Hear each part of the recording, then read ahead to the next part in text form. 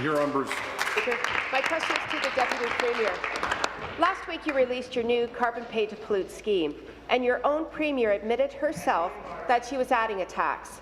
We know that this is because the price of everything will increase. What we don't know are the details on it. Instead, you have left Ontarians in the dark about how much you will be taking out of their wallets. Deputy Premier, families can't afford to manage their budgets the way you do. They can't run deficits for 11 years and shrug off hundreds of billions of dollars of debt. So, Deputy Premier, will you commit to not implementing another devastating tax onto the people of Ontario? Thank you. Deputy Premier. The Minister of Environment and Climate Change. Minister of the Environment and Thanks. Climate Change. Mr. Speaker, I actually have a question for the member opposite.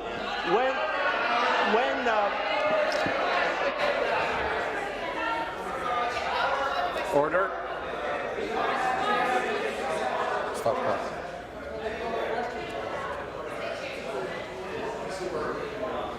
He's new here.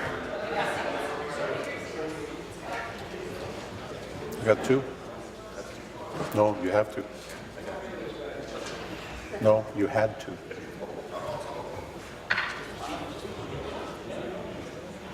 Thank you. Please finish. And I think she might be helpful in helping me understand something, Mr. Speaker, because when her party introduced a cap and trade on NOx and SOx, they didn't call it a tax on everything. When they did it again on carbon monoxide, they didn't call it a tax on everything. When the Alberta government, their sister party in Alberta, did it, they didn't call it a tax on everything. Mr. Speaker, why is that? Because it's not a tax on everything. It's an effective carbon trading market. But given their party's lack of concern, their federal cousins with zero investment in climate change, took us out of Kyoto and are undermining efforts right now to get an international agreement in Paris, I would be pretty embarrassed if I was a card-carrying Conservative today too, Mr. Speaker. Supplementary. Thank you. Speaker, I have to go back to the Deputy Premier. The bottom line is that when costs go up for business, the cost of living goes up for everyone. Ontarians cannot afford another tax that will go to fund the scandal-plagued mismanaged Liberal government. Liberal mismanagement in this province is already seriously affecting the lives of all Ontarians. In my riding alone, we have a hospital in disarray from broken Liberal promises. We have seniors who can't afford diabetic test strips and families who cannot afford their hydro bill. And here you are, you're wanting to add another tax on them. This will be devastating to the people across the province. They can't afford your arrogance any longer. Deputy Premier, as the fourth of our 5 budget asks, will you commit in your 2015 budget not to levy another misguided tax on the people of Ontario? Thank you. Mr. Speaker, let me share with the member what I think Ontarians can't afford. The residents of Goderich and her constituency can't afford another devastating tornado, Mr. Speaker. They can't afford it.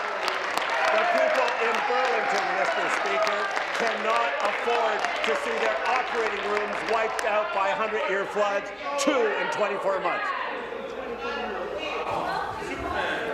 The member from Nepean Carleton is warned.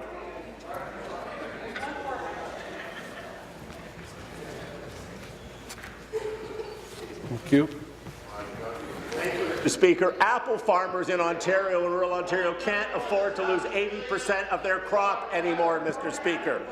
People who get their drinking water from Lake Ontario can't afford to risk it going toxic, so they can't even boil it, Mr. Speaker. Ontarians can't afford more frequent ice storms, Mr. Speaker.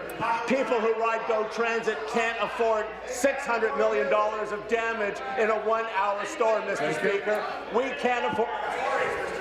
Thank you.